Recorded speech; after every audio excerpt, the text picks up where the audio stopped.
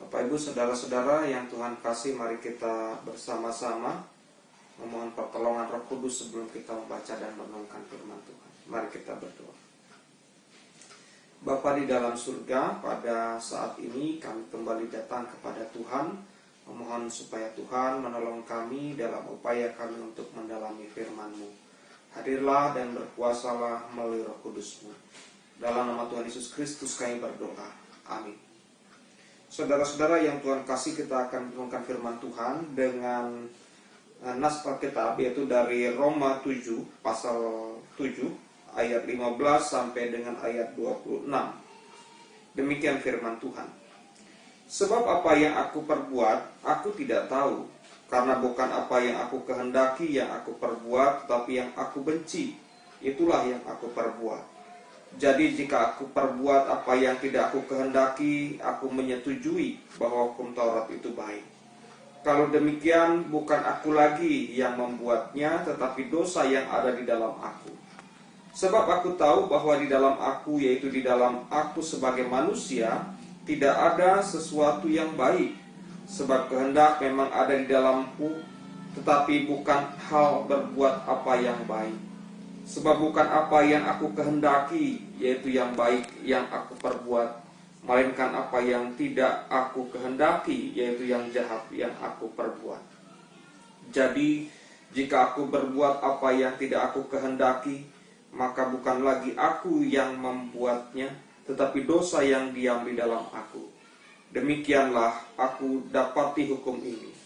Jika aku menghendaki berbuat apa yang baik, yang jahat itu ada padaku. Sebab di dalam batinku aku suka akan hukum Allah, tetapi di dalam anggota-anggota tubuhku aku melihat hukum lain yang berjuang melawan hukum akal budiku dan membuat aku menjadi tawanan hukum dosa yang ada di dalam anggota-anggota tubuhku. Aku manusia celaka. Siapakah yang akan melepaskan aku dari tubuh maut ini? Syukur kepada Allah oleh Yesus Kristus, Tuhan kita. Jadi dengan akal budiku aku melayani hukum Allah, tetapi dengan tubuh insaniku aku melayani hukum dosa. Demikianlah Bapak Ibu saudara-saudara firman yang kita dengar bersama. Berbahagialah setiap orang yang mendengarkan firman Tuhan, memelihara dan melakukan dalam hidupnya. Saudara-saudara yang Tuhan kasih, kita akan merenungkan firman Tuhan dengan tema berjuang untuk taat. Bapak Ibu yang Tuhan kasih, kota Roma adalah tempat bertemunya atau bercampurnya banyak bangsa. Jadi bukan hanya tempat tinggal satu bangsa saja. Bahkan dalam perkembangan 1000 tahun, saudara-saudara, semua masyarakat beradab dari Inggris sampai Arab menjadi bagian dari anggota kerajaan Roma pada masa itu. Roma menjadi kosmopolitan dan Roma adalah epicentrum dunia pada zamannya. Dalam perjanjian baru, saudara-saudara, Roma masih bertumbuh sebagai tempat tinggal, senat, bahkan pusat administrasi kerajaan. Roma mengatur hubungan diplomatik dengan semua negara di kawasan Timur Tengah, juga penyaluran bahan makanan dan barang-barang mewah yang memperkuat hubungan tersebut. Bagaimana dengan kekristenan di Roma? Tidak jelas saudara-saudara kapan kemudian kekristenan ini terbentuk di kota Roma. Namun keterkaitan Paulus dengan jemaat Roma baru kita ketahui kemudian setelah ada perjumpaan dengan Aquila dan istrinya Priscilla di dalam Korintus atau di kota Korintus yang terdapat dalam Kisah Para Rasul 18 ayat yang kedua. Suami istri itu saudara-saudara meninggalkan Roma karena Kaisar Claudius mengusir orang-orang Yahudi setelah terjadi huru-hara di sana. Tidak jelas apakah kedua orang ini pun sudah Kristen atau tidak. Beberapa tahun setelah bertemu dengan Aquila dan Priscilla, Paulus memutuskan harus melihat Roma juga dalam Kisah Rasul 19 ayat 21. Kemudian ketika Paulus akhirnya sampai di Roma, anggota jemaat Roma datang menjumpai dia dalam Kisah Rasul 28 ayat yang ke-15. Bapak Ibu saudara-saudara yang Tuhan kasih, bagian perikop sebelumnya, Paulus melukiskan pengalaman sebelum ia bertobat. Bagaimana kehidupan dia sebelum bertobat. Paulus menggambarkan dalam ayat yang ke 13-20 dalam pasal yang ke-7 tadi menggambarkan keadaan perbudakan karena dosa ketika hukum Taurat dikenal.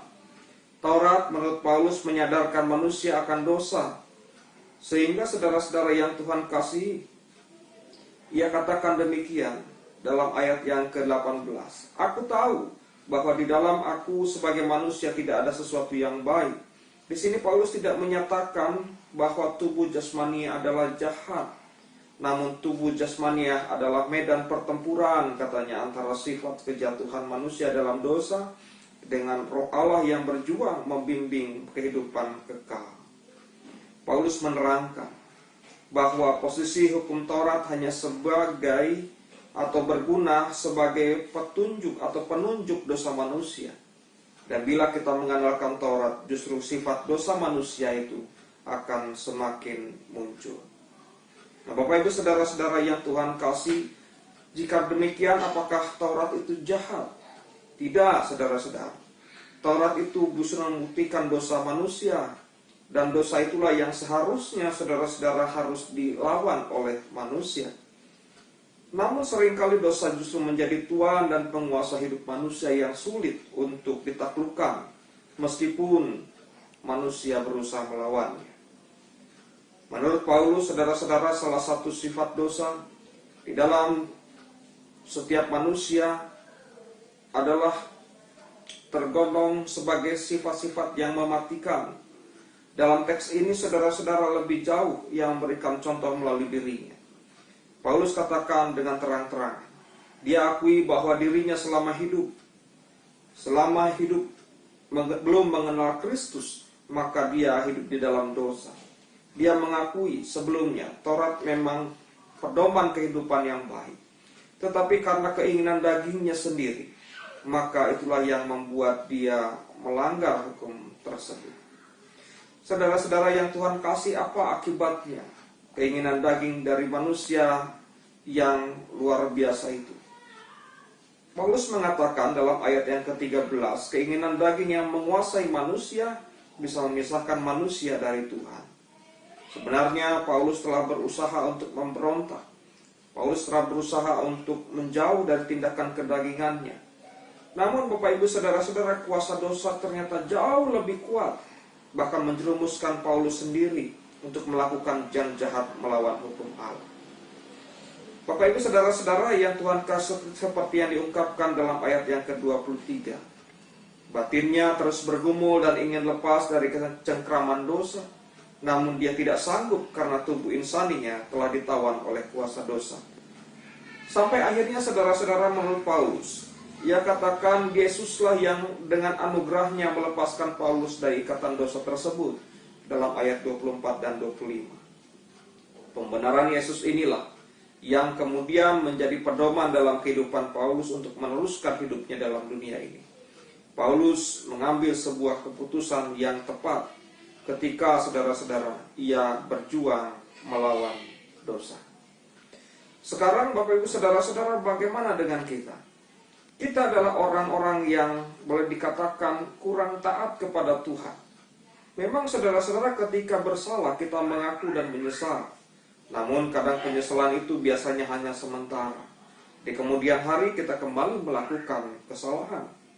Sadarlah Bapak Ibu saudara-saudara, hanya dengan anugerah Yesus kita boleh pengampunan dan juga kelepasan dari perbudakan dosa.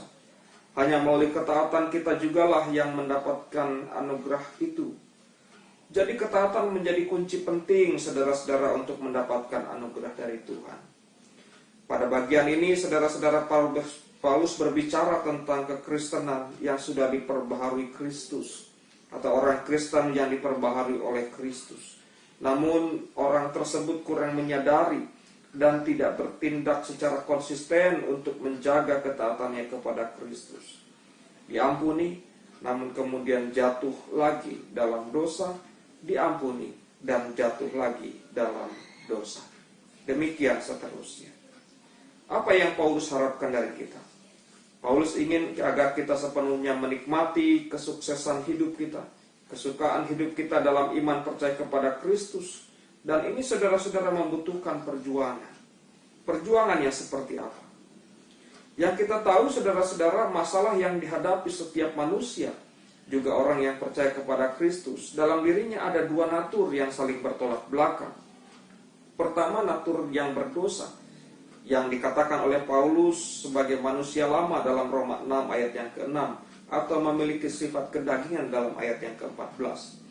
Natur ini saudara-saudara berlawanan atau bertentangan dengan natur yang kedua, yaitu manusia baru atau ciptaan baru dalam Kristus, yaitu dalam ayat yang kita temukan misalnya dalam 2 Korintus 5 ayat yang ke-17.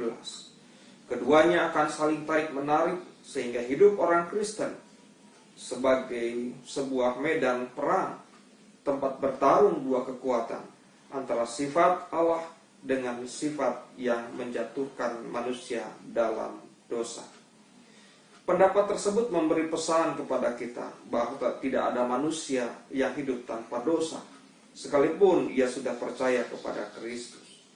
Bapak Ibu saudara-saudara yang Tuhan kasihi, maka dalam Roma pasal 7 ayat 18, Paulus katakan demikian, aku tahu bahwa di dalam aku sebagai manusia tidak ada sesuatu yang baik.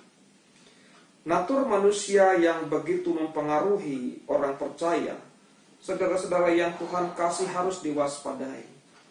Apa contoh sifat karakter natur manusia yang berdosa ini?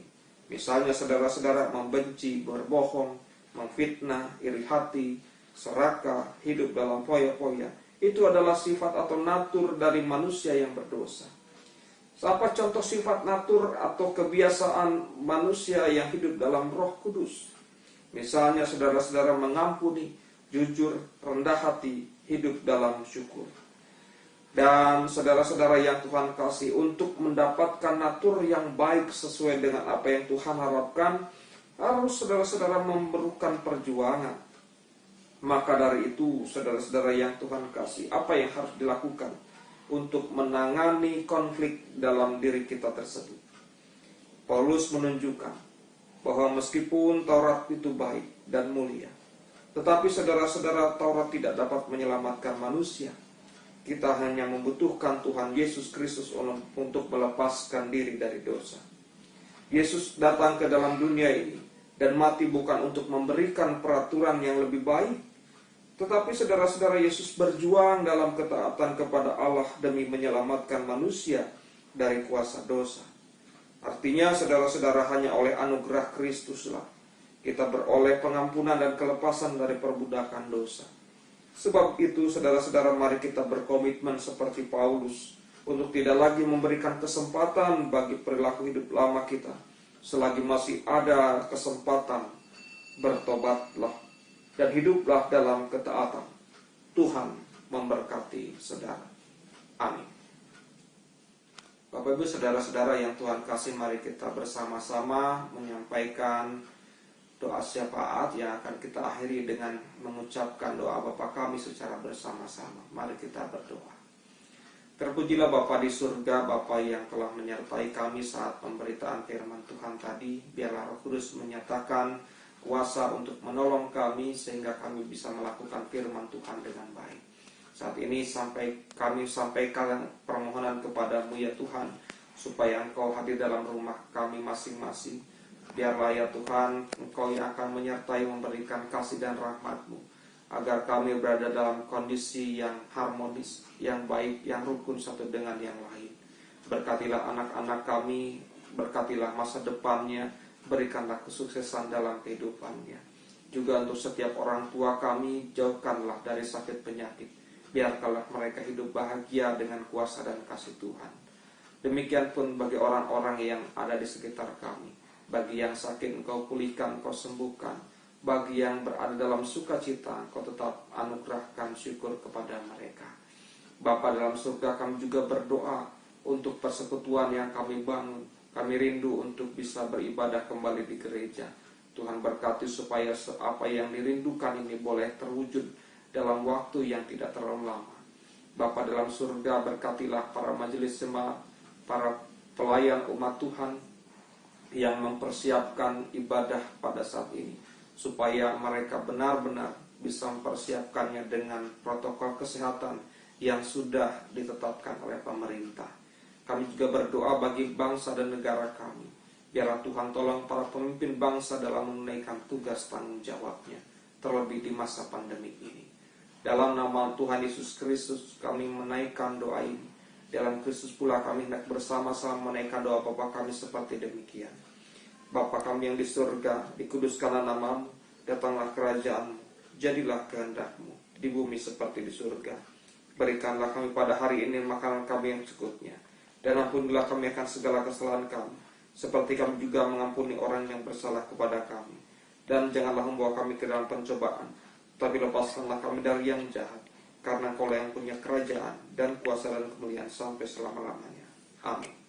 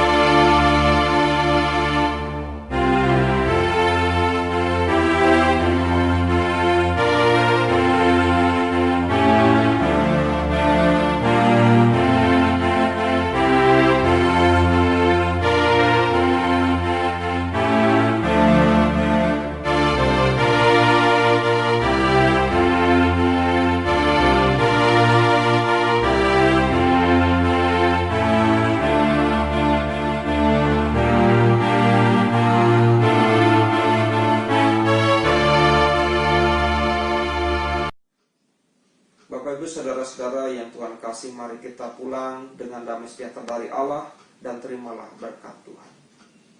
Kasih karunia damai sejahtera dari Allah Bapa, Tuhan kita Yesus Kristus dalam persekutuan Roh Kudus menyertai dan memberkati kehidupan saudara sekarang sampai selama-lamanya.